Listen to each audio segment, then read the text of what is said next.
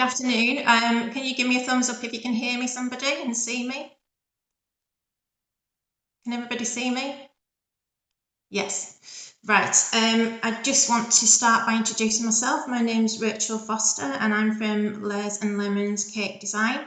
You can find me on Facebook on @Lares and Lemons. Just to give you a little bit of background about myself, my cake decorating journey started when I enrolled on a course at Leeds City College after I had my two children. I did it at first as a hobby, and I ended up doing it for 2 years, a 2-year part-time course, and I completed my level 1 and level 2 ABC certificates in cake decorating. I also got given my food hygiene 5-star rating last year by Leeds City Council. I have full public liability insurance, which is quite important to some of the venues that your suppliers have full insurance. And I've got a full hygiene certificate that I renew every 3 years. So that's a little bit about my cake journey. I just want to start by giving people a little bit of wedding cake advice. You might be just starting out on your journey, contacting suppliers, and you might be in the first throes of arranging your wedding. One of the most important things I think to start with is to make sure you choose somebody who you're going to get along with, who you're all going to have a picture of what your perfect wedding cake is going to be like. Make sure you choose somebody who you think can carry out that vision for you. So choose someone whose style that you're drawn towards, who you think can make that vision come to life. Also, by the time you choose your cake decorator, you will probably have chosen a venue. Your venue can influence your cake decision. For example, if you're lucky enough to be getting married in a fantastic castle or a lovely grand hotel, then if you choose just a single tier cake or a small 2-tier cake, it might get lost in the corner of a large room. You might be better choosing something that's a little grander in style with a few tiers. Similarly, if you're having a more casual wedding in like a local restaurant or in a barn, you might want to choose a more casual style. Your time of year you get married can also influence your cake choice. I have couples in sort of autumn, winter time that might lean towards the darker colours, the burgundies, oranges. I do a lovely cake that's got autumn leaves on it. But in spring and summer, you might want to go for a lighter colours. Hi, Alana, thank you.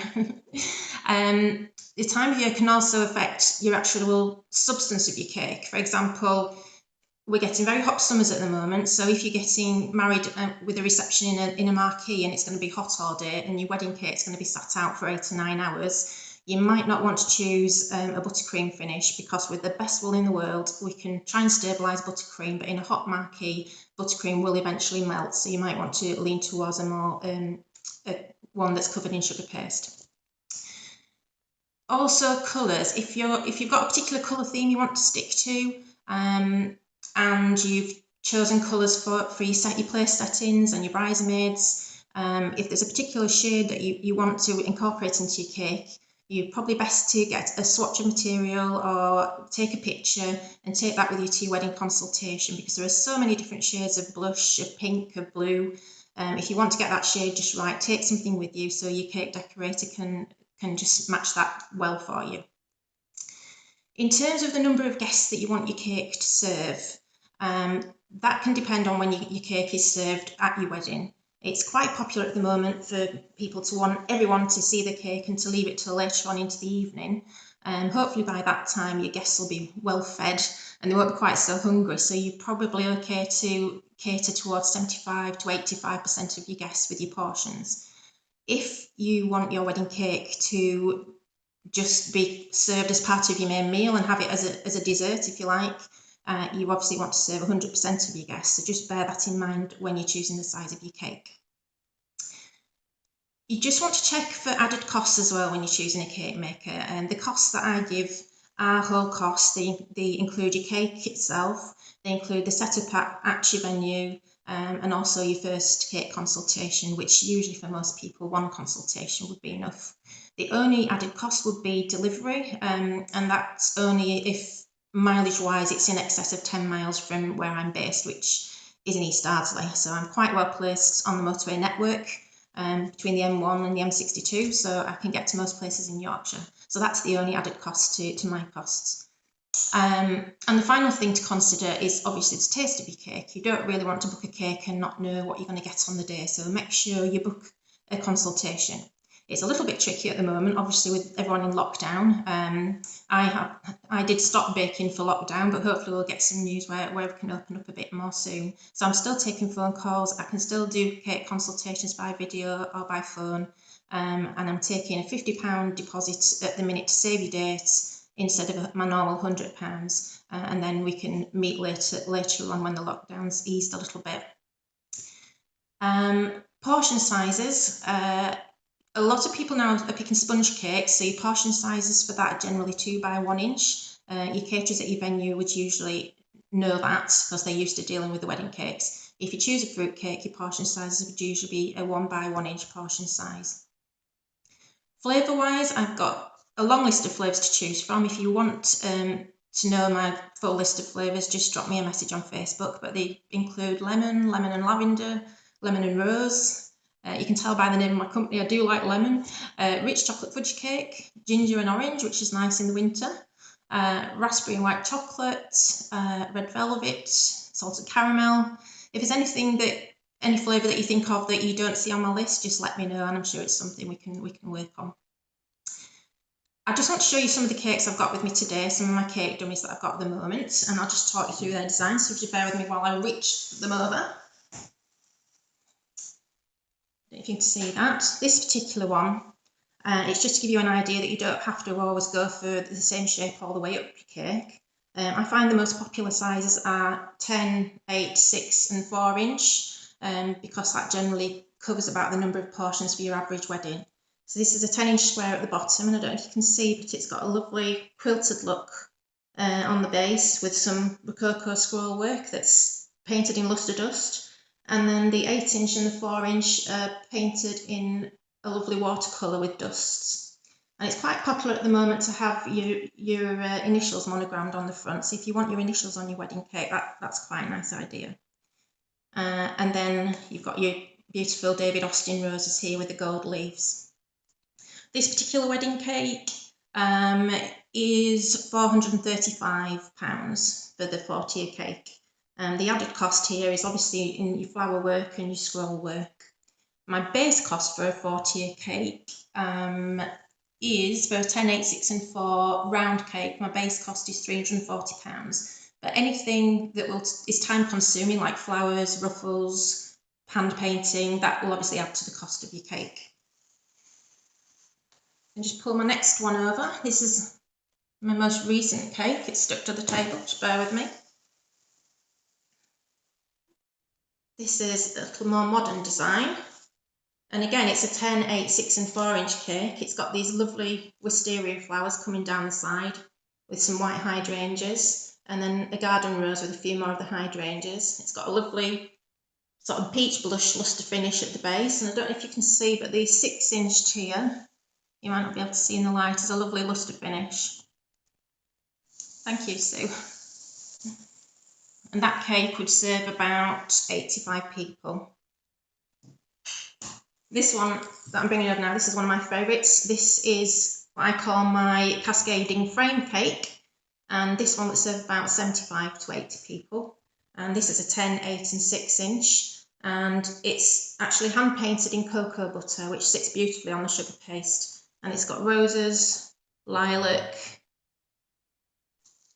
and some hydrangea painted on there and leaves. And then it's got the butterfly on the side. And again, you've got your Rococo design moulding around the edge, which is hand painted in gold luster dust. So that's one of my favourites. And that particular cake is £360. And that's based on sponge cake. Obviously, if you want fruit cake, that is slightly more expensive. And the last one I want to show you is this one in the background. I don't know if you can see. This is, I'll just bring the top of it over actually. Just bringing the top of that over for you to see. These are handmade orchids, and it's actually displayed in a steel frame. It's quite popular at the moment to have an open tier. So that's something we can incorporate into your tiers. Obviously there's quite a lot of work in your orchids, but this particular 4-tier cake is £435.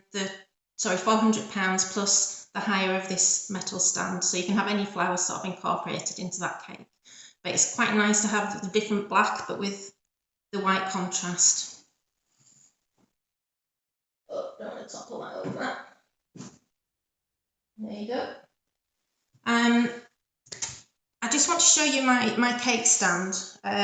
One thing to bear in mind at your venue is make sure you've got a sturdy cake stand. Thank you, Bianca. Make sure you have a sturdy cake stand, because some of these 48 cakes can come in excess of 14 kilograms. So some of the cheaper cake stands might not take the weight. So I've got this lovely cake stand here, which is a lovely steel stand. And you can have it as an open stand, which is quite modern, and it's got a lovely marble top to it. You can have it open stand, which goes nice with a kind of geometrical style cake. Or, as I've done here, you can fill it with either artificial flowers, or you can get your florist to do some flower, real flower arrangements in there to go with your cake. So that's nice and sturdy, and it's going to hold quite a hefty cake on there. So just check that your cake stand's going to hold the weight of your cake. Thank you, Joanne. That particular stand I can hire out for people who are booking a cake with myself, and I can hire that out at £25, but obviously I have to charge a deposit as well with that. The other thing I would check is your cake table. Make sure you've got a good sturdy cake table at your venue. You don't want a wobbly cake. You want something that's going to be able to take the weight, and check where the venue is going to display your cake. Make sure that your cake is going to be displayed out of direct sunlight and away from radiators, because you don't want a melted cake on the day. So just a few tips there for you. So just to run over my basic costs for those sizes of cake, my 10, 8 and 6 inch 3-tier cakes start at £2.95 for a basic cake, and then obviously the details add on to that. And my 4-tier sponge cakes that in round tiers start at £3.40, and obviously again go up with the details. You notice I had artificial flowers in that stand there. Just be careful if you're considering using fresh flowers. It is possible to use some fresh flowers, but bear in mind that a lot of thank you, Sharon. Just bear in mind that a lot of flowers can be toxic if you put them near a cake. For example, hydrangea, lily of the valley, baby's breath and calla lily, they're all quite popular wedding flowers, but they can be quite toxic. So just bear that in mind when you're choosing your flowers. Something like this cake stand where you can put them beneath the cake is ideal, because it avoids you having to put them directly onto the cake. But if you're not sure, just speak to your cake maker, speak to your florist, and then they'll advise you. So that's about all from me today. Hope you've enjoyed our chat. If you like what you see, you can contact me on Facebook on @LaresandLemons, or just search me under Lares and Lemons Cake Design. If you want a consultation, just drop me a message and I'll get back to you pretty quickly. It's been nice to chat to you today, and hope you enjoy the rest of the suppliers. Bye bye.